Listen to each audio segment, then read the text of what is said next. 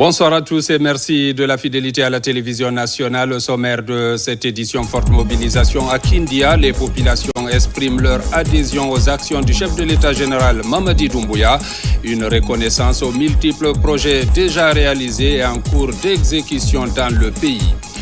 Des voleurs et leurs complices appréhendés à Kéroané. Ils sont responsables de vols sur les installations du projet Simandou en cours de réalisation au niveau de cette préfecture.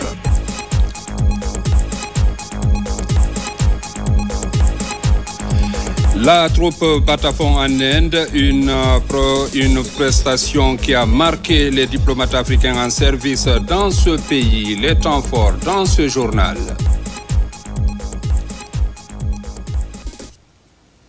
Une fois encore, bonsoir et merci de la fidélité à la télévision nationale. Marche pour la paix et l'unité nationale.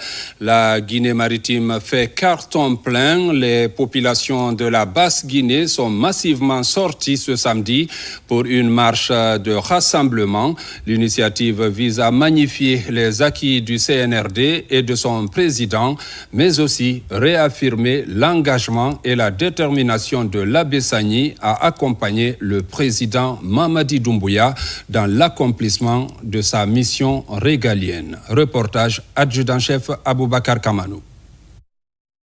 Poursuivant leurs activités au compte de la deuxième journée d'action d'envergure, les citoyens de la Basse-Guinée se sont massivement mobilisés ce samedi 22 février 2025 dans la ville des Agrumes Kindia pour magnifier les œuvres du président de la République, son Excellence le général Mamadi Doumbouya, qui fait du rayonnement de la République de Guinée sur la scène internationale une priorité absolue.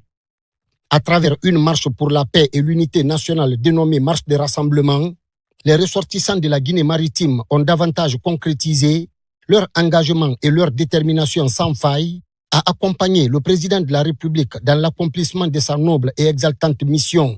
Une occasion mise à profit par les populations de la Basse-Guinée pour saluer la bravoure, le mérite et l'esprit patriotique du chef de l'État pour les changements opérés dans le pays sous son leadership. Merci pour le déplacement.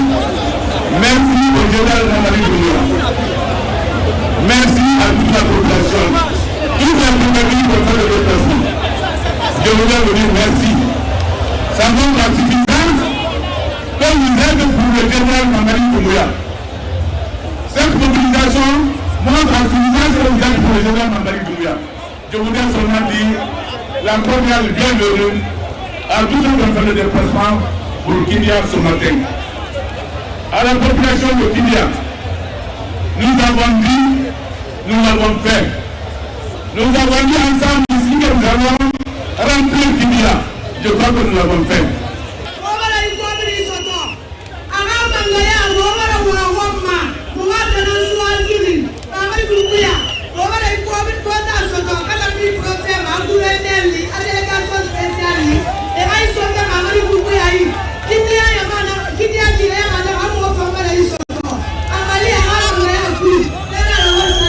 Cette marche de rassemblement a connu la participation active de la délégation présidentielle avec à sa tête le ministre secrétaire général de la présidence de la République, le général Amara Kamara, ainsi que des membres du gouvernement, des cadres de l'administration publique guinéenne et autres acteurs de la vie nationale. Cet important rassemblement est à la reconnaissance et à l'honneur de son Excellence, le général d'armée Mamadi Doumbouya, président de la République, chef de l'État. Ce grand rassemblement est l'expression de la cohésion entre les filles et fils de notre pays, d'un hommage mérité aux soldats émérites à l'homme du 5 septembre pour le dévouement et l'engagement sans faille, contre sacerdoce pour le développement économique et social de la République de Guinée, et d'un soutien fort à sa vision stratégique, globale et inclusive pour l'émergence et le développement, à son action inlassable en faveur de l'unité nationale, de la stabilité de notre chère Guinée et la promotion du bien-être de l'ensemble des peuples de Guinée. Cette autre aubaine a été mise à profit par Moussa Moïse Silla, ministre de la Culture, du Tourisme et de l'Artisanat, de procéder à la remise de 1100 cartes symboliques de prise en charge médicale et d'assurance maladie aux artistes. Une initiative du président de la République, son Excellence, le général Mamadi Doumbouya. Merci beaucoup.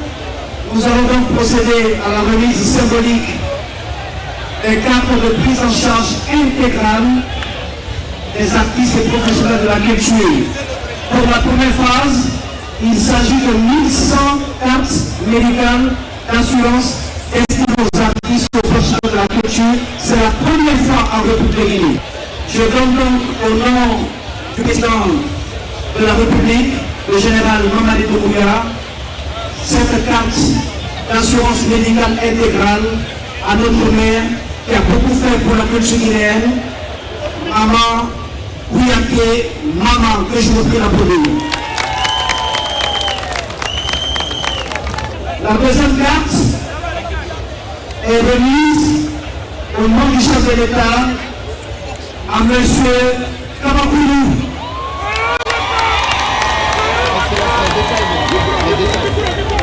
La carte permet aux artistes et professionnels de la culture, quand ils tombent malades, l'hospitalisation est gratuite. Les frais de médicaments sont gratuits. Lorsqu'il y a un accident, ils sont pris en charge gratuitement. Lorsqu'ils ont besoin de faire des examens médicaux, ils sont pris en charge gratuitement. Inscrit dans la dynamique de promouvoir les idéaux de paix et d'unité nationale, prônés par le chef de l'État, son Excellence général Mamadi Doumbouya, le porte-parole de la présidence de la République, le général de division Amara Kamara, s'est dit fier du chef de l'État, chef suprême des armées, pour sa vision et ses ambitions en faveur du peuple souverain de Guinée.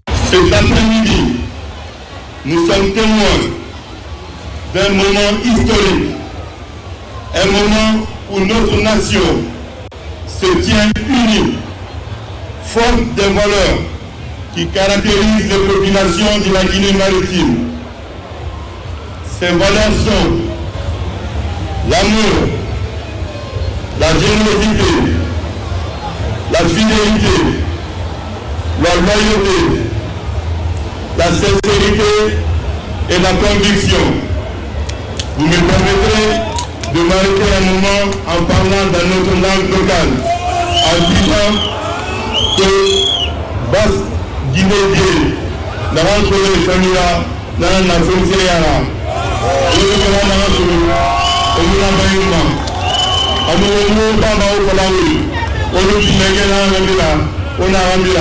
merci pour le choix du président Mamadi Doumbouya. Votre engagement, votre disponibilité et votre proximité avec votre population sont des atouts précieux pour notre développement. Merci également aux habitants de la Basse-Guinée en général et à vous, les chers compatriotes de Kindia en particulier. Vous êtes la voix et le pouls de notre région et votre soutien aux idéaux du président Doumbouya est inestimable. Je ne peux oublier de mentionner le rôle fondamental que vous avez joué dans le parcours de notre président, le président Hassan Bis à Kindia. Kindia l'a adopté. Il s'est même établi comme citoyen de Damakaya. Merci pour le soutien depuis que vous l'avez apporté. Aussi, dès la première heure, c'est-à-dire le 5 septembre 2021, le soutien et l'accompagnement des filles et des fils de Nabessani ont été décisifs pour la conduite de la refondation en cours. C'est grâce à vous que le CNRD, son président et le gouvernement ont pu poser les jalons d'un avenir meilleur. Le président de la République, le chef de l'État, nous charge de vous transmettre ses vifs remerciements. pour une fois, la République de Guinée, sous la direction de notre président, nous avons un leader à l'écoute de son peuple qui se bat jour après jour pour améliorer les conditions de vie de chacun d'entre nous. Le président de la République est un leader qui se préoccupe de votre bien-être. C'est un chef dont les actions parlent plus fort que ses mots. Il est important de rappeler que l'homme du 5 septembre est celui que notre peuple a longtemps cherché et réclamé depuis 1958. Sa vision est à la hauteur de sa stature. Son programme est celui qui nous mènera vers l'émergence. Et sa détermination est le vecteur qui nous conduira vers un avenir radieux. À travers les actes qu'il pose, le président Mamadi Doumbouya a démontré que le changement est possible, que la prospérité n'est pas un rêve lointain, mais une réalité à portée de main. Il y a quelques années, des dirigeants veuves ont contribué à voler et à dilapider les rails. Le président Doumbouya s'est quant à lui engagé à construire en 3 ans plus de 650 km de rails. C'est ce qui permettra de nous mener sur la voie du développement. Le projet Simandou est la parfaite illustration de ce que je viens de vous dire.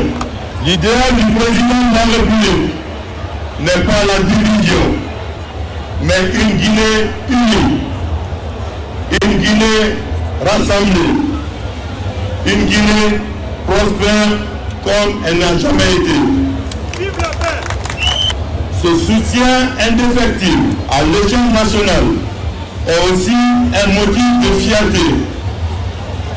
Votre mobilisation exceptionnelle est le témoignage de votre adhésion à ce projet de société que nous bâtissons ensemble sous le leadership du président Mamadi Doumbouya. Alors que nous attendons que le général Mamadi Doumbouya, président de la République, chef de l'État, chef suprême des armées, se prononce sur sa future candidature, je vous invite à vous recenser massivement. Votre engagement dans cette démarche est essentiel pour permettre à notre champion de remporter les futures élections dès le premier tour. Chaque voix compte. Chaque geste de soutien est un pas vers un avenir meilleur. Mes chers concitoyens, ensemble, levons nos voix pour un avenir radieux.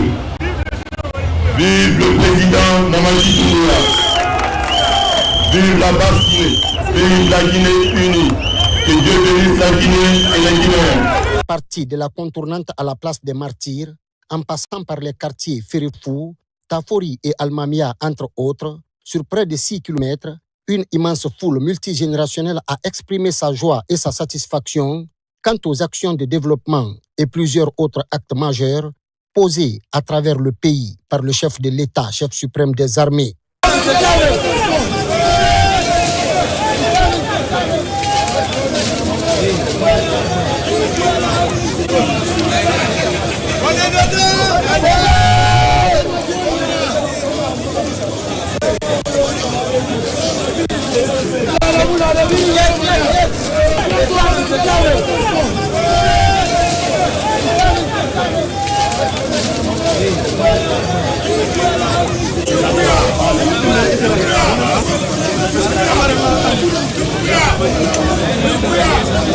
Doumbouya!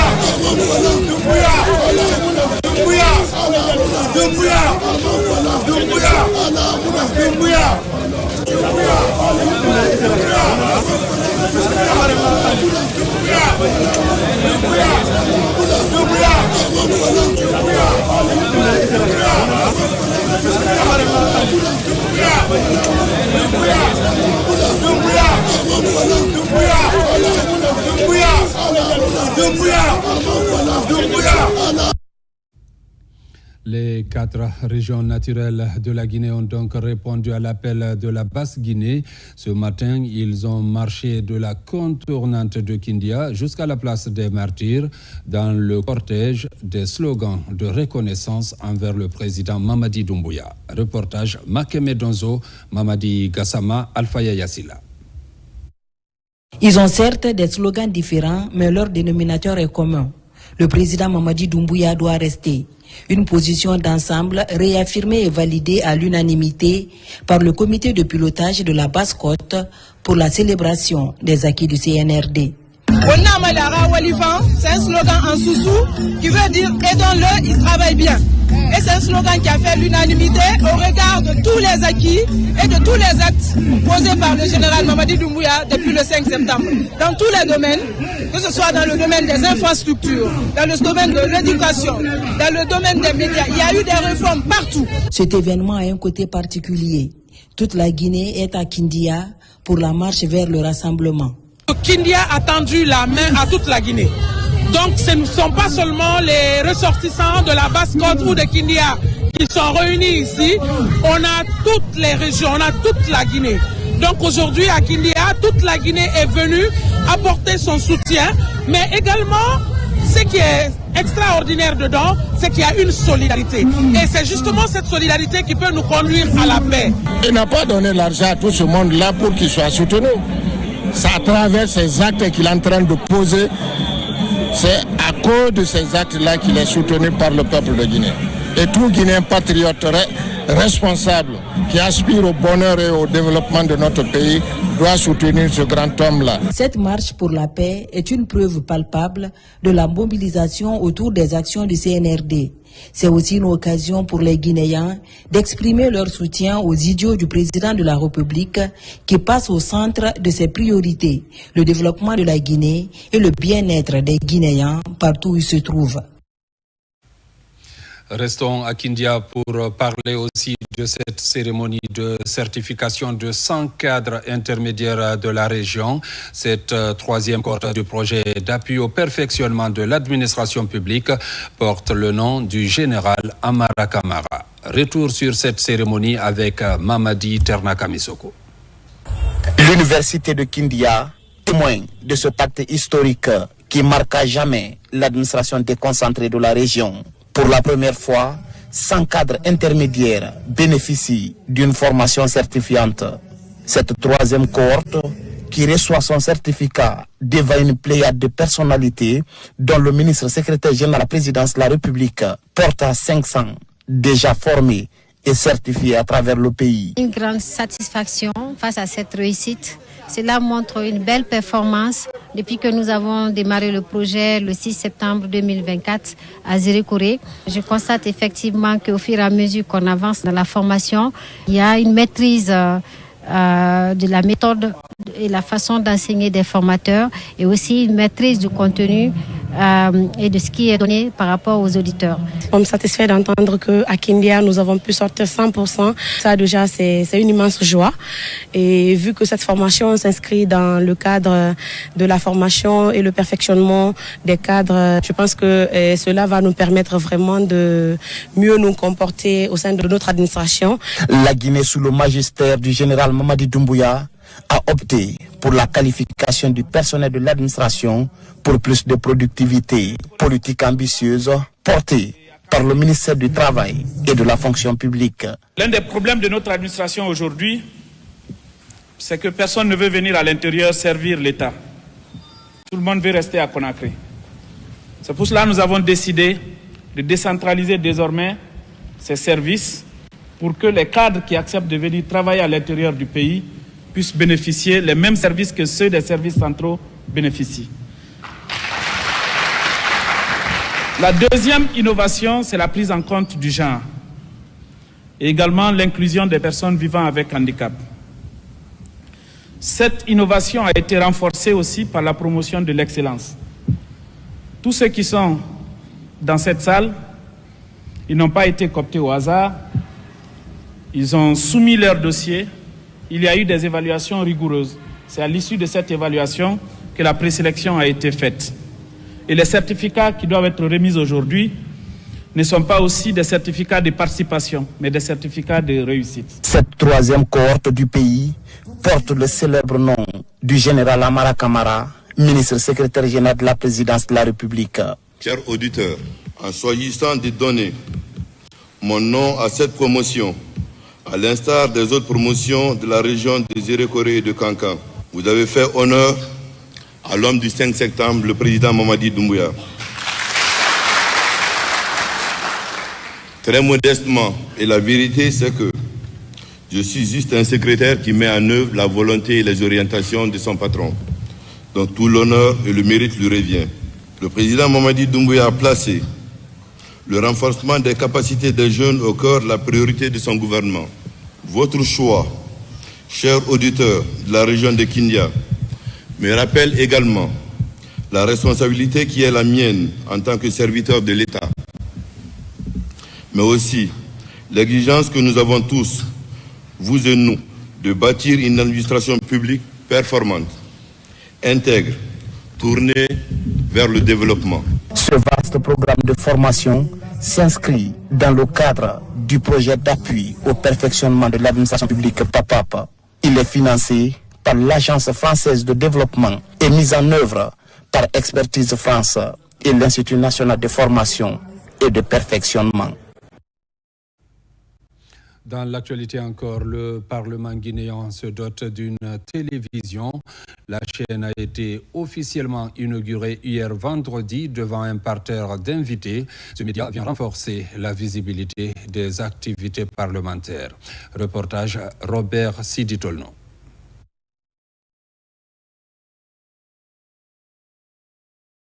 C'est un rêve devenu une réalité. Grâce au leadership et la clairvoyance du président du CNT, Dr Dansa Kourouma, le Parlement guinéen, pour sa première fois dans l'histoire, se dote d'une télévision parlementaire. Sa mise en place très attendue devrait permettre de donner davantage une meilleure visibilité aux activités parlementaires. L'inauguration de ces bijoux qui a eu lieu ce vendredi a connu la mobilisation de plusieurs personnalités venues encourager et soutenir l'initiative. Je voudrais vous assurer de ma disponibilité à tout mettre en œuvre pour poursuivre et intensifier le soutien à votre institution en général et à cette télévision en particulier pour son opérationnalisation à la mesure des attentes du peuple de Guinée. Officiellement lancée, cette nouvelle chaîne équipée d'une technologie de dernière génération sera essentiellement dédiée aux travaux parlementaires ainsi qu'à l'actualité nationale et aux dynamiques sociopolitiques et économiques du pays. Cet accomplissement n'eût été l'engagement et la vision du président de la République, le chef de l'État, le chef suprême des armées, le Conseil national de la transition, quelles que soient sa volonté et ses initiatives, ne pourrait initier et porter un tel projet d'envergure. Une télé parlementaire demande la vision, une télé parlementaire demande la conviction, une télé parlementaire demande des moyens. Et surtout, les trois éléments cimentés par un capital de confiance inébranlable.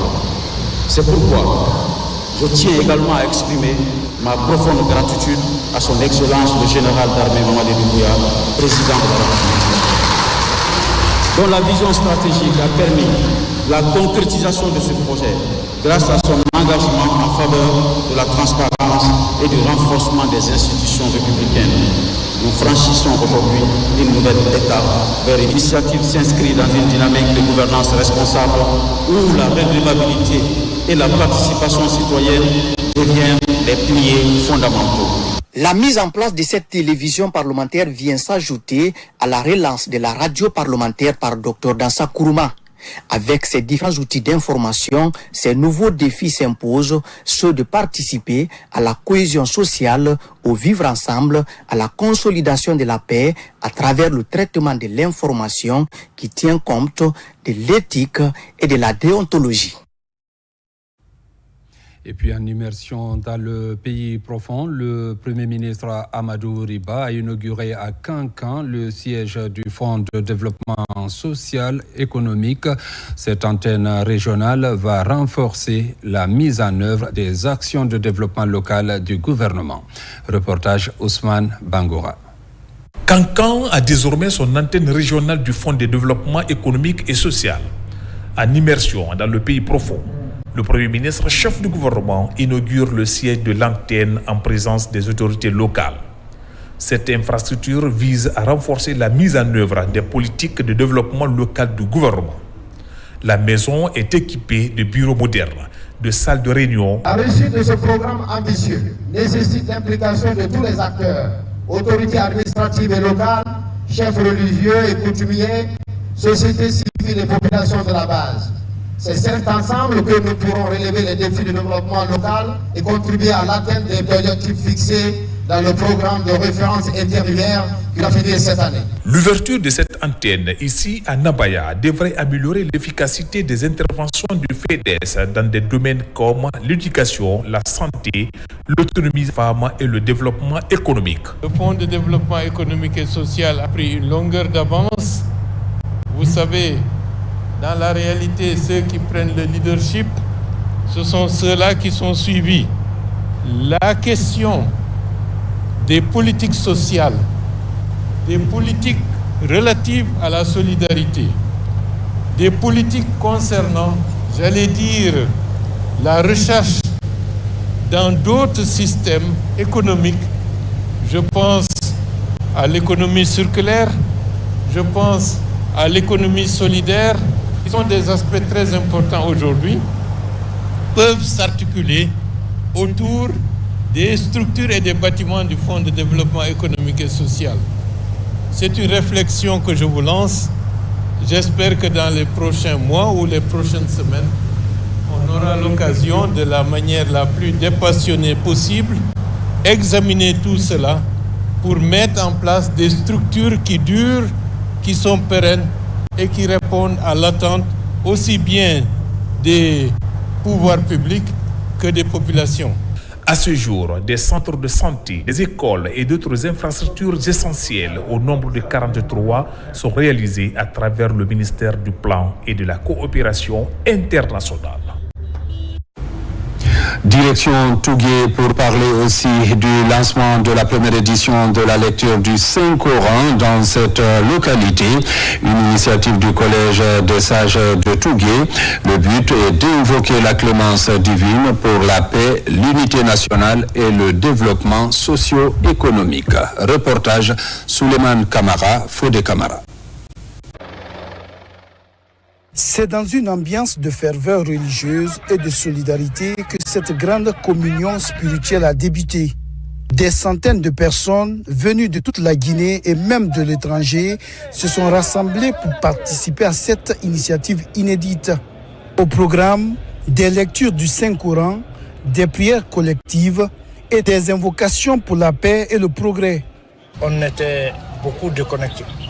C'est grâce au leadership du chef de l'État que nous sommes connectés, que nous commençons à recevoir ce que nous gagnons maintenant, raison pour laquelle la population ne peut pas rester sans magnifier, sans reconnaître ce qu'il est en train de faire pour nous et pour toute la population de la Guinée. L'infrastructure que nous avons reçue, le bitume de la voie urbaine, l'addition d'eau, le courant, les fonds de l'aide pour les groupements.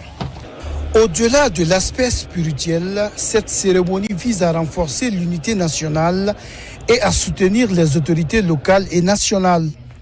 Le Collège des Sages de Tougué a également profité de l'occasion pour exprimer sa reconnaissance envers le président de la République, le général d'armée Mamadi Doumbouya, pour son engagement envers Tougué depuis 2021.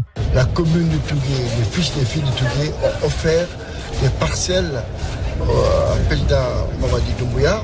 Donc le président Doumbouya est désormais un citoyen à part entière de Tougué. Pour nous, c'est une fierté que le président guinéen accepte d'être le citoyen de notre préfecture. Le clou de l'événement a été la pose de la première pierre de la future résidence du président de la République à Tougué. Un geste symbolique qui marque l'ancrage des autorités nationales dans cette région et qui suscite beaucoup d'espoir parmi les populations locales. C'est le Premier ministre chef du gouvernement qui a officiellement piloté cette activité, marquant ainsi l'engagement du gouvernement et le chef de l'État envers le développement de Tougué. C'est une première que les ressortissants d'une localité pensent à offrir au chef de l'État des domaines afin de pouvoir bâtir quelque chose comme les siens. Donc nous sommes sur ce site. Et le message il est simple. Le Premier ministre a, au nom du chef de l'État, remercié non seulement toute la population, mais également exhorté les fils et filles de cette localité à la paix, à l'entente et à l'unité nationale. Car c'est dans la paix que nous pouvons aspirer au développement que nous avons toujours souhaité dans notre pays. Et ils n'ont pas manqué aussi de demander à M. Ibrahim de transmettre au chef de l'État la nécessité de relancer le processus de réalisation du barrage de Kokoutamba, mais également les grands projets routiers devant quitter Tougué pour rallier la préfecture de Sigiri via la préfecture de Dinguiraï. Dans une ambiance de recueillement et de fraternité, les participants ont prié pour la paix et le progrès. Cet événement a également été l'occasion pour les ressortissants de Tougué, où qu'ils soient, de se retrouver et de réaffirmer leur engagement envers leur terre natale. L'ensemble des sages aujourd'hui sont tous mobilisés, l'ensemble de la population de Tougué sont tous mobilisés derrière le président de la République. Mais ce n'est pas fortuit. Vous avez constaté ici, lorsque vous êtes arrivé, vous avez vu les travaux qui sont en cours, les voies urbaines de la préfecture de Tougué. Aujourd'hui, depuis l'indépendance, on n'avait pas connu de bitume. Aujourd'hui, je suis en train de parler pas en tant que directeur national des voies urbaines, mais plutôt pour un fils de Tougué. Entre spiritualité, convivialité et espérance, cette première édition de la cérémonie annuelle de la lecture du Saint-Coran à Tougué a marqué les esprits. Un événement qui, au-delà des prières, a su rassembler les fils du terroir autour d'un même objectif, bâtir un avenir meilleur pour Tougué et pour toute la Guinée. Restons toujours dans l'arrière-pays pour dire que le programme Simandou 2040 progresse de façon rassurante. Cependant, 2 présumés voleurs et leurs complices sont arrêtés à Kérouané pour vol des attaches de fer et équipements de construction du corridor ferroviaire au niveau de Kérouané, un agissement qui peut freiner l'évolution des travaux sur le terrain. Reportage Yamokaba. La locomotive de l'émergence qui ne compte laisser aucun Guinéen, c'est bien le programme Simandou 2040. Très cher au chef de l'État, général Mamadi Doumbouya, l'un des fruits de la vigilance des populations, l'arrestation des présumés voleurs, le fond de leur interpellation, vol des attaches de fer et équipement de construction du corridor ferroviaire. J'étais à la résidence le lundi soir, quand les chefs sont venus me rencontrer en disant que réellement il y a trop de vols dans leur site. Quand ils se sont déclarés, je les ai dit d'accord, j'ai entendu, je vais appeler le commissaire de la police et le commandant de la gendarmerie, je vais les en parler, afin de mener les enquêtes par rapport à ça. Je suis sorti, je me suis promené la nuit. J'ai appelé le commandant de la gendarmerie, la police, et le commandant de Jefi. Nous sommes sortis ensemble. Je suis parti, je les ai vus en train de charger les chargements. J'ai demandé le chauffeur me dit qu'il n'y a rien, c'est seulement des ferrailles. J'ai dit bon, on va monter ensemble dans le véhicule. Nous sommes montés. Le jeune Condé de la gendarmerie, on a commencé à dépouiller. Quand on a commencé à dépouiller maintenant, c'est ainsi maintenant nous avons trouvé réellement les blonds de fer. Maintenant, j'ai ordonné le commandant de la gendarmerie. Le même nuit, je dis, allons-y, on va fouiller maintenant chez tout un chacun, tous les vendeurs. On a été chez tous les vendeurs. Quand on a tapé la porte du monsieur, il est sorti. Il a bel et bien coopéré avec nous. Maintenant, les fers déjà, quelques tonnes, à peu près 10 ou 15 tonnes, étaient chez lui. Déjà, ces présumés voleurs et leurs complices reconnaissent les faits. Des conséquences dévastatrices qui vont certainement jouer sur le délai d'exécution des travaux, selon l'entreprise. Je suis un ferrailleur et je reconnais avoir acheté ces équipements. Depuis des années, j'exerce ce métier. Mais aujourd'hui, je peux dire que c'est la volonté divine. Il remercie une fois encore le président de la République, son Excellence le général Mamadi Doumbouya. Et ensuite, il voudrait aussi demander à l'État guinéen et aussi aux autorités de pouvoir les accompagner. Parce que l'État leur a dit, le 9 de cette année, le train doit commencer à transporter le minerai. Pour répondre aux engagements pris par le CNRD, la surveillance de toutes les parties exige une vigilance de tous les instants. La synergie d'action se veut permanente pour renforcer la fibre patriotique autour des grands enjeux du développement. Nous avons déjà donné des instructions fermes et irréversibles d'engager des poursuites, d'interpeller les auteurs, les complices, et dès quelque bord qu'ils seront débusqués juste dans leur dernier retranchement. On peut vous garantir que les droits des mis en cause seront également observés, parce qu'en cette phase, il y a la notion de la présomption d'innocence et nous sommes obligés de respecter ce principe sacro-saint. Mises hors d'état de nuire, ces personnes interpellées sont déjà à la disposition du parquet pour la poursuite des enquêtes judiciaires, toutes choses susceptibles de préserver les grands objectifs du programme Simandou 2040, un pont vers la prospérité du pays, dont les retombées ne comptent épargner aucune localité.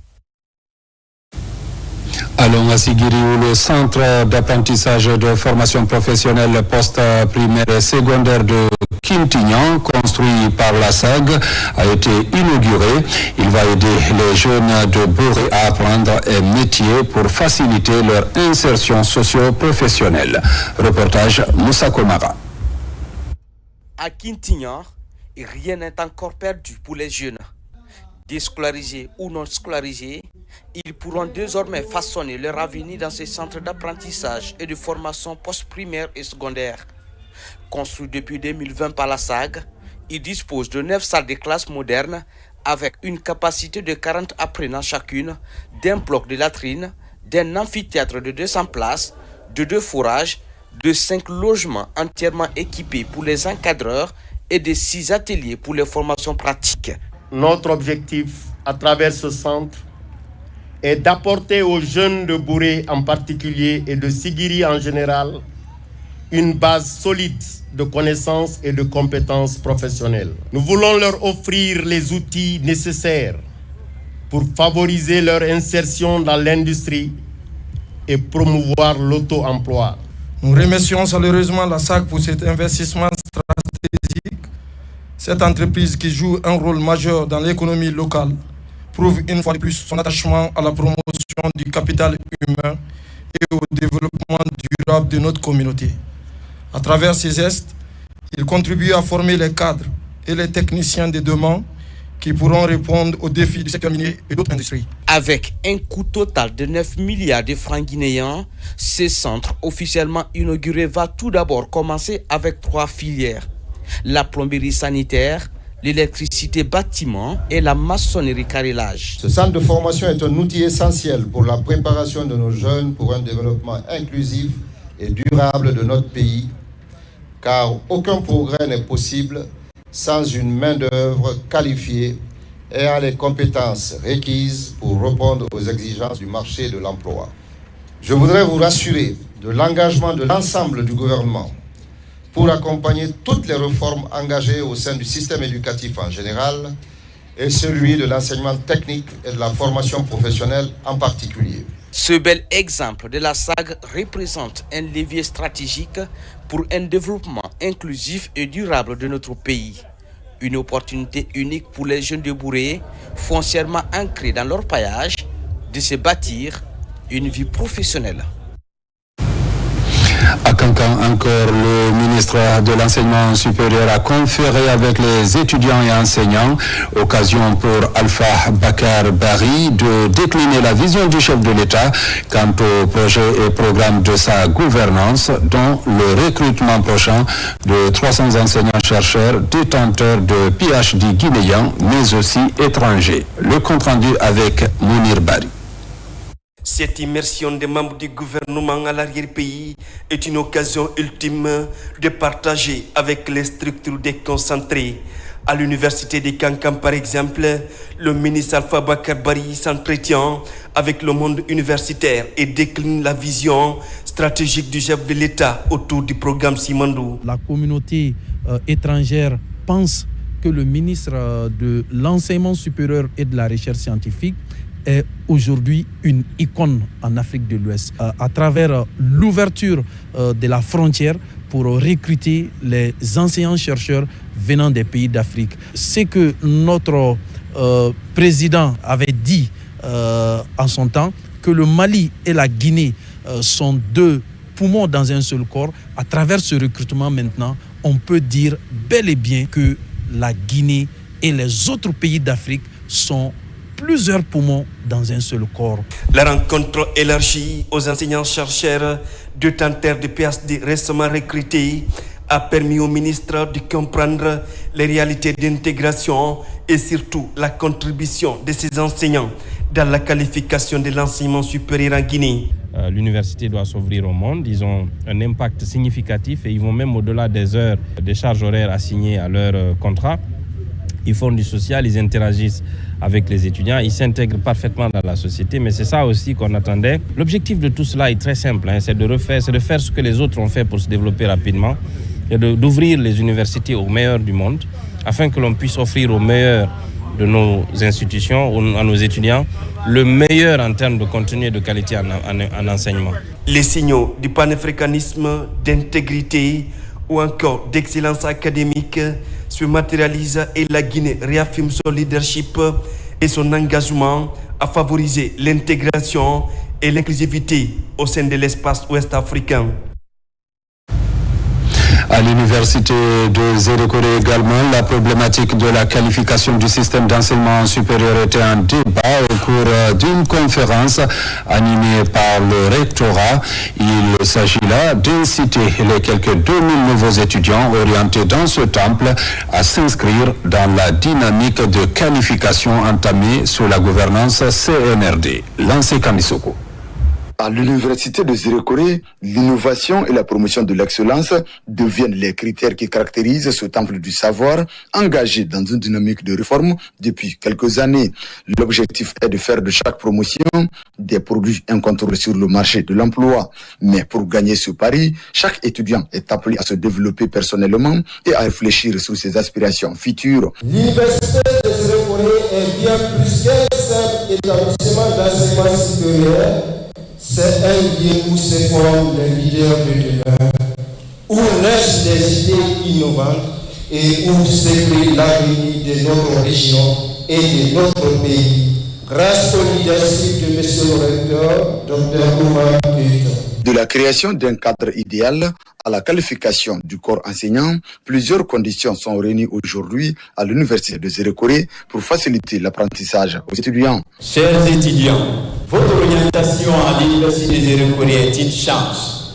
Je le répète que c'est une chance. Pas parce que, pas la propriété de notre université, ni la beauté de nos espaces, et encore loin la qualité de nos infrastructures, non. Mais plutôt par la qualité du capital que nous avons à l'université de Zérékoré. Ce sont ces anciens chercheurs débrouillés qui font la fierté de cette université.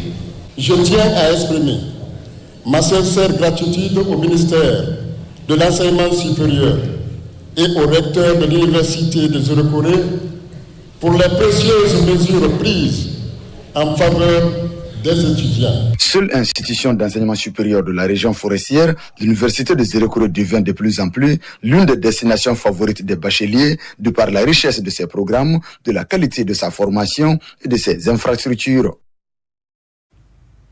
Femmes, paix et sécurité, une autre préoccupation, d'où la sensibilisation à l'Université de la Baie sur la résolution 1325. Des explications ont été fournies sur cette résolution, suivie des débats pour davantage outiller les étudiants. Sarafdine Diallo, Sona Sagnon.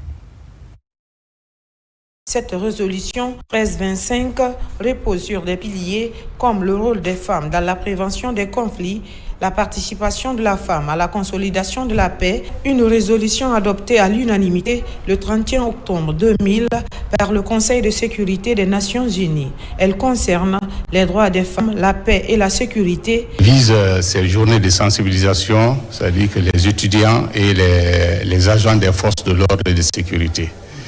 Cela n'a été possible qu'avec l'appui de l'ONG internationale Le Caire, qui nous est venu en appui pour la réalisation de ces journées de sensibilisation sur la résolution 1325 et connexes. Femmes, paix et sécurité demeure une priorité inscrite en lettres d'or par les autorités guinéennes pour la protection et la promotion de la gente féminine. Je leur ai dit également que je pense que la cible est toute trouvée, que de parler à des étudiants et à des étudiantes, parce que ça constitue une des crèmes de la jeunesse de notre pays. J'ai appris d'abord que parlant de la résolution, on parle un peu de la décision et que la résolution 1325, femmes, paix et sécurité, il faut noter que la femme travaille dans le sens de la paix. Ce message spécifique que j'ai véhiculé autour de mes camarades et tous ceux qui me suivent à présent, c'est d'accepter, de respecter les autres. En plus des étudiants, cette initiative du ministère de la Promotion féminine, de l'enfance et des personnes vulnérables concerne aussi les agents de forces de défense et de sécurité des régions de Kindia, Labé, Kankan et Zérékouri. Coup d'envoi des travaux de construction de la voirie de la Cité des Nations à Kaloum. C'est une initiative du président de la République, général Mamadi Doumbouya. L'entreprise AKC exécute les travaux avec une machine de haute technologie. Vous allez le voir, on parle d'une garantie de 100 ans selon les spécialistes. Reportage Aboubakar Junior Kamara. C'est parti pour la construction de la voirie de la Cité des Nations à Kaloum. C'est le béton armé qui est adopté après les études géotechniques. Pour réaliser ces travaux d'urgence et de qualité, le secteur privé met à disposition de la Guinée une machine allemande de haute technologie. Il s'agit de la SP25, spécialisée dans l'application du béton armé dans les carrefours giratoires par exemple. La performance et la technologie exigent une synergie d'expertise afin de fournir des services de qualité. On est là à côté de la cité présidentielle sur le cadre de cette nouvelle technologie qui est appelée béton hydraulique. Alors cette nouvelle technologie, elle n'est pas vraiment trop utilisée sur la sous-région. On a eu l'expérience en Mauritanie, au Sénégal, étant des Guinéens qui ont fait vraiment beaucoup de temps vers l'extérieur, qu'on a acquis cette expérience.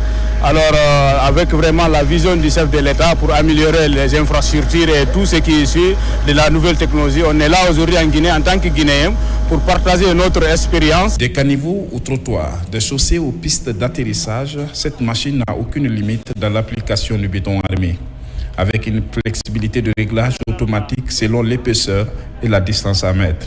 4e du genre sur le continent. C'est une nouvelle en Guinée, il n'y en a pas deux, c'est la première, parce que là on est en train d'appliquer le savoir et tout. Vraiment l'idée de l'État qui veut vraiment améliorer les infrastructures de la qualité. Donc comme on est là à côté de la présence, il va apprécier parce que le pays a besoin de cette infrastructure nouvelle. Ces travaux initiés par le président de la République ont 100 ans de garantie. L'épaisseur est là, on est à 25.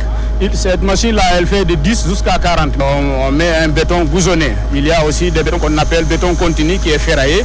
Mais la machine, elle est multifonctionnelle, elle est multiservice. Elle peut faire des caniveaux, des bordures, vraiment tout ce qui est des infrastructures. L'entreprise AKC réalise les travaux avec cette nouvelle machine, ce qui prouve que les travaux de qualité seront réalisés ici, à la Cité des Nations.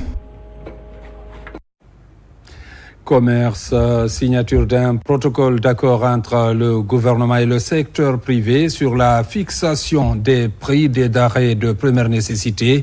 L'heure est à la vulgarisation du contenu de la convention.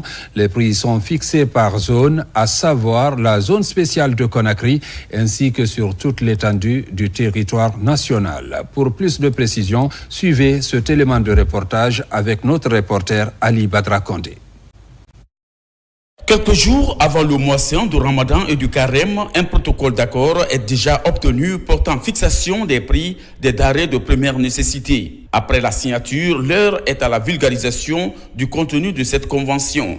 Ici, face à la presse, les acteurs du dit protocole donnent les détails sur les prix distributeurs et les prix détaillants. La Chambre de commerce a travaillé avec les cadres du ministère du Commerce, nuit et jour, avec les opérateurs économiques qui ont bien voulu entendre la doléance de Madame la ministre du Commerce au nom du gouvernement. Ce n'était pas facile parce qu'il faut réduire naturellement les marges bénéfices d'intérêt que vous connaissez, les opérateurs économiques, c'est l'argent. Dans la fixation des prix, deux zones sont retenues. Celle de Conakry ainsi que l'arrière-pays selon la distance entre une préfecture et la capitale. Non seulement nous verrons les prix appliqués dans la zone de Conakry, mais nous allons également voir les prix appliqués désormais sur le territoire national à travers les 33 autres préfectures. Le riz blanc, 25% brisure de 50 kg, sera vendu au prix importateur à 275 000 et prix détaillant 290 000. La farine au sac de 50 kg sera vendue au prix importateur à 340 000 et au prix détaillant 350 000. Le poulet entier dans un carton de 10 kg sera vendu au prix importateur à 260 000 et prix détaillant 280 000. Les cuisses de poulet par carton seront vendues au prix importateur de 190 000, je rappelle que c'est de 10 kg, et au prix détaillant de 210 000. La viande de bœuf, 1 kg, au prix importateur de 60 000 et détaillant 60 000. Les opérateurs économiques, le syndicat ainsi que l'Union des consommateurs s'engagent au respect strict du bon fonctionnement de ce protocole d'accord sur le terrain. On remercie le président de la République pour le soulagement qu'il a toujours fait pour la population, parce que presque le dédoiement des riz et des produits de première nécessité est devenu minime. La plus grande partie des recettes, il a mis en faveur de la population. L'appel à tous les transporteurs aussi qui n'ont pas cette papier signé le tarif de transport, il n'a qu'à se référer dans notre bureau d'aller voir des copies pour permettre de se référer à ça. Et tous les commerçants aussi qui n'ont pas ce papier peuvent se référer à nous pour qu'il ait des copies de permettre. Celui qui va moins, je sais que vous ne allez pas être informé. Parce que ça, c'est en faveur des commerçants ou au détriment des transports. Mais j'espère que ça sera à l'avantage de tout le monde. Déjà, le numéro vert 142 est mis à la disposition de la population pour signaler les contrevenants au non-respect de ce protocole d'accord. La convention reste en vigueur jusqu'au 30 juin 2025. Il faut annoncer également que le programme KSP Guinée est officiellement lancé à Conakry. Pour sa mise en œuvre, une convention est signée entre la République de Guinée et celle de Corée du Sud. Reportage Nabil Moussa Kamara, Abdul Karim Kamara. Le programme KSP en Guinée lancé à Conakry représente une initiative importante pour favoriser le développement économique et social du pays. La signature de la convention entre la Guinée et la Corée du Sud a pour objectif d'accompagner la Guinée dans la mise en œuvre de sa politique industrielle à travers plusieurs axes stratégiques, notamment l'appui au PME, le développement de la zone économique spéciale de Bokeh et l'amélioration du cadre réglementaire du contenu local. Nos partenaires coréens ont insisté pour surtout partager leur expérience en matière de l'industrialisation de leur pays. Vous devez savoir que dans les années 60, la Corée du Sud avait un revenu par tête d'habitant de $80. Aujourd'hui, ils sont à plus de $1 200. Avec l'appui de la Banque africaine de développement, ce programme permettra à la Guinée de bénéficier de l'expertise sud-coréenne tout en renforçant les capacités locales à travers des formations et des échanges de savoir-faire. Notre mission consiste à collaborer pour trouver une solution, surtout plan d'action de ce programme de développement industriel, la formation, la création d'un fonds de développement industriel, comment on peut utiliser la loi de contenu local pour développer petites et moyennes entreprises. À travers le programme KSP, nous bénéficions aujourd'hui d'un accompagnement stratégique de la Corée du Sud, dont l'expertise dans le développement industriel n'est plus à démontrer. Nous comptons sur cette expérience précieuse pour nous guider dans la mise en œuvre de notre politique industrielle et faire de la Guinée un pays compétitif sur le plan international. S'inspirer du modèle de développement industriel de la Corée du Sud est l'ambition affichée par le gouvernement guinéen.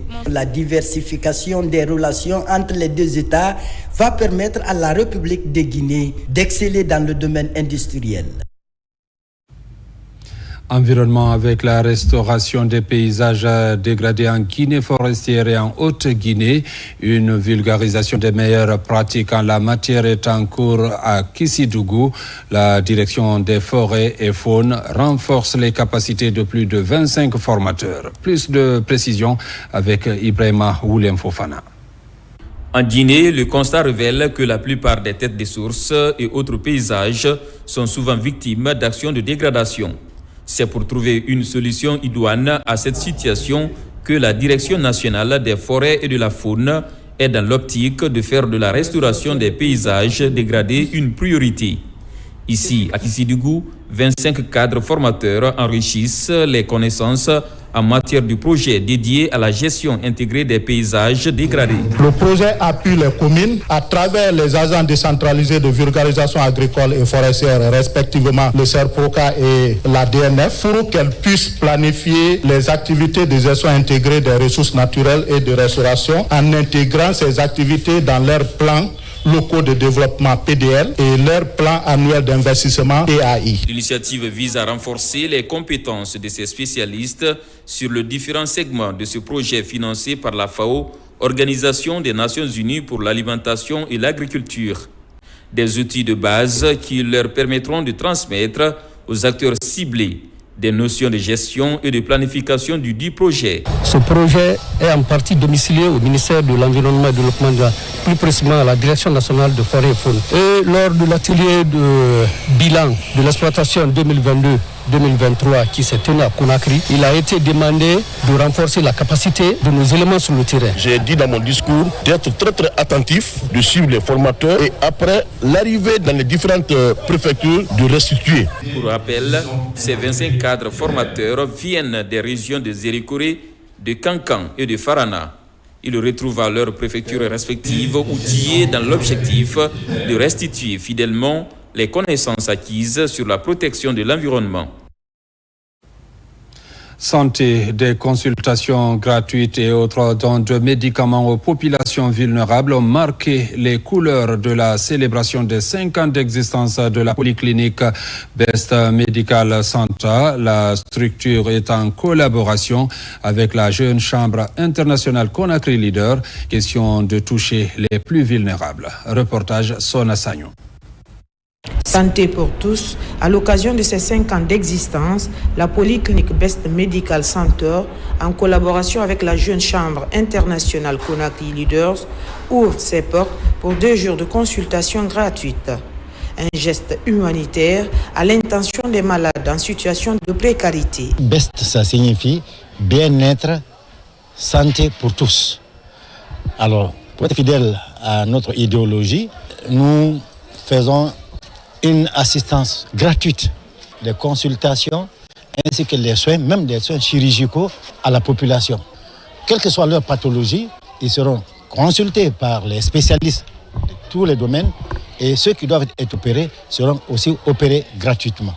L'idée derrière cette activité, c'est de pouvoir vraiment inviter d'autres partenaires techniques et financiers à pouvoir emboîter ce pas et aussi à s'inscrire dans cette même dynamique de pouvoir offrir à la population des soins de santé qui peuvent leur permettre de pouvoir avoir un bien-être. Le nombre de consultations au cours de ces jours a atteint les 600, y compris les examens et les médicaments. La santé, c'est pour tout le monde. Donc pour ça, aujourd'hui, nous avons décidé d'aller vers la population qui n'a pas les moyens justement de s'offrir. Donc aujourd'hui, on a fait appel à eux pour qu'ils soient là et leur montrer que ce n'est pas seulement pour l'argent, que tout le monde peut venir si tu as les moyens. On te soigne, si tu n'as pas les moyens aussi, on te soigne. Nous sommes très contents pour l'opportunité qui nous est offerte. Je remercie les initiateurs pour ces journées de consultation gratuite. Cette action de bienfaisance de la Polyclinique Best Medical Center et la Jeune Chambre internationale Conakry Leaders va permettre à plusieurs de recouvrer leur santé. Et puis l'hôpital régional de Mamou aura bientôt une centrale de production d'oxygène sur le terrain. Les premiers équipements sont arrivés et réceptionnés par les autorités. Reportage Mamadou Patebalde. À l'hôpital régional de Mamou, des vastes chantiers sont engagés depuis l'arrivée du chef de l'État, le général d'armée Mamadi Doumbouya, à la tête de la nation. Grâce à l'engagement du ministre de la Santé, Dr Oumar Gueba, qui bénéficie de l'appui financier de l'UNICEF, cet hôpital de référence aura bientôt sa première centrale de production de l'oxygène. Nos hôpitaux étaient obligés d'aller chercher l'oxygène à Conakry. Sinon, il n'y avait pas d'oxygène pur ici. On n'a pas d'extracteur d'oxygène comme tel. Et soit on utilise, il y avait des petits extracteurs d'oxygène, ou bien on cherche l'oxygène même à Conakry. Lancés en octobre 2024, les travaux de construction de cette unité industrielle sont confiés à l'entreprise générale d'études et de réalisation des ouvrages techniques. On produit l'oxygène sur place et on alimente nos malades sur place. Et ça, c'est grâce au leadership du ministère de la Santé et surtout de notre chef d'État, le général Mamadi Doumbouya, qui pense vraiment à toute la population. Après donc 3 mois d'exécution sur le terrain, les premiers équipements et matériels viennent d'être débarqués en présence des autorités politiques et sanitaires. Ils se composent des groupes électrogènes et des oxygènes concentrateurs. À travers son ministère de la Santé, dirigé effectivement par monsieur le ministre Doumbouya, aujourd'hui, nous donne des équipements pour corriger certaines insuffisances de notre système de santé. Aujourd'hui, c'est une fierté pour le personnel soignant, car cet autre acquis réalisé sous le leadership du général Mamadi Doumbouya permettra d'améliorer les conditions sanitaires des populations et de réduire le taux de mortalité et de morbidité au niveau des 3 établissements hospitaliers de soins de la région de Mamou. Festival de la culture et de l'artisanat en Inde, la troupe Batafon de Bokeh fait une prestation au domicile de l'ambassadeur de la Guinée à New Delhi devant plusieurs diplomates africains résidant en Inde. Ces artistes ont exhibé leur talent, ils ont aussi séduit les communautés africaines. Ousmane Ba, Mamadou Dioumaba. La troupe Batafon de Bokeh continue à émerveiller le public en Inde. Après leur brillante participation au festival Surakunj International Craft Mela, ces artistes sont sur scène ici, à la résidence de l'ambassadeur de Guinée à New Delhi. Percussion, rythme et ballet devant un public composé de Guinéens et d'Africains résidant en Inde, heureux de renouer avec la source. Je suis en Inde près de 11 ans. C'est une première qu'une troupe guinéenne vienne en Inde pour rester. Et j'ai vu il y a d'autres communautés des pays africains qui ont assisté, pas seulement de la Guinée, qui ont donné leur impression aussi, qui me disaient « Ah, Cheikh, merci à l'ambassadeur de les avoir invités à sa résidence pour assister à cette performance. » Cette prestation a été bien passée. Donc, de cela, je tiens à remercier l'ensemble du gouvernement de notre beau pays, la Guinée. Cette prestation est une initiative de l'ambassadeur de Guinée en Inde. Un dîner festif qui mobilise plusieurs ambassadeurs africains. Une diplomatie culturelle qui s'avère comme un vecteur de rapprochement des peuples. Notre pays est riche en culture. Donc, quand une troupe se déplace de la Guinée jusqu'ici, présente des danses de notre pays et qui soient appréciées, n'est-ce pas, par l'ensemble des participants au festival, je ne pouvais que offrir la même chose, n'est-ce pas, à mes collègues ambassadeurs présents ici pour qu'ils s'imprègnent davantage de la culture guinéenne. Tout ce qui est culturel aujourd'hui est universel. La Guinée est un pays quand même qui est très bien avancé dans le domaine de la culture. Ça me rappelle un peu Sekouba Bambino, les Beméa Diaz. Je peux que remercier et féliciter une fois et souhaiter bon courage à cette équipe qui nous a vraiment égayés ce soir. Cet événement a été un moment de partage entre les diplomates et un moyen de renforcement de leurs liens et de ceux des communautés africaines résidant en Inde. Page noire, l'érudit de Madina Nyandou dans la préfecture de Koubia a été inhumé dans son village natal. Des obsèques qui ont mobilisé les autorités administratives et religieuses ainsi que plusieurs fidèles musulmans venus de divers horizons. La délégation gouvernementale a été conduite par le ministre de la Santé et de l'Hygiène publique. Reportage de Sarahdine Diallo, Sona Sagnou. Cheikh Siradio Diallo est un homme d'un calme olympien et sage. Il incarnait une grande personnalité religieuse héritée de son défunt père, l'érudit Cheikh Oumar Diallo. Sa disparition dans la nuit du jeudi 13 à vendredi 14 février dernier laisse un vide dans son Madina Nyandou natal. Ses enfants affligés promettent de poursuivre l'œuvre de leur défunt père. Nous retenons de lui un maître coranique, entretenir des démunis et aider les gens. Nous allons poursuivre ses œuvres, lire le Coran, assister les disciples et héberger les étrangers. Cheikh Siradio Diallo avait un don de rassembleur et d'éducateur. L'inspecteur régional des affaires religieuses de l'Abbé lui rend hommage. Tout le Fouta est venu ici. Ils sont tous venus pour prier pour cet homme de Dieu et qui n'a jamais voulu s'afficher. Il a consacré toute sa vie à la prière, lire le Saint-Coran. Au nom du chef de l'État, le ministre de la Santé et de l'Hygiène publique, à la tête d'une importante délégation, a transmis le message de condoléances du gouvernement à la famille éplorée et à la notabilité du Fouta. Sur instruction du président de la République, son excellent général Mamadi Doumbouya, le premier ministre du gouvernement, M. Amadou Riba, nous a mandaté de venir ici auprès de la famille pour lui présenter les condoléances les plus attristées. Présenter ces condoléances aux membres de la famille, également aux amis, aux parents et à tout le peuple de Guinée. C'est une perte immense pour nous, pour la Guinée. Cheikh Siradio Diallo laisse à la postérité 4 veuves, des enfants, des milliers de disciples et son Madina Nyandou natal où il repose désormais dans l'éternité. Paix à l'âme de l'illustre disparu. Mesdames, Messieurs, c'est la fin de cette édition.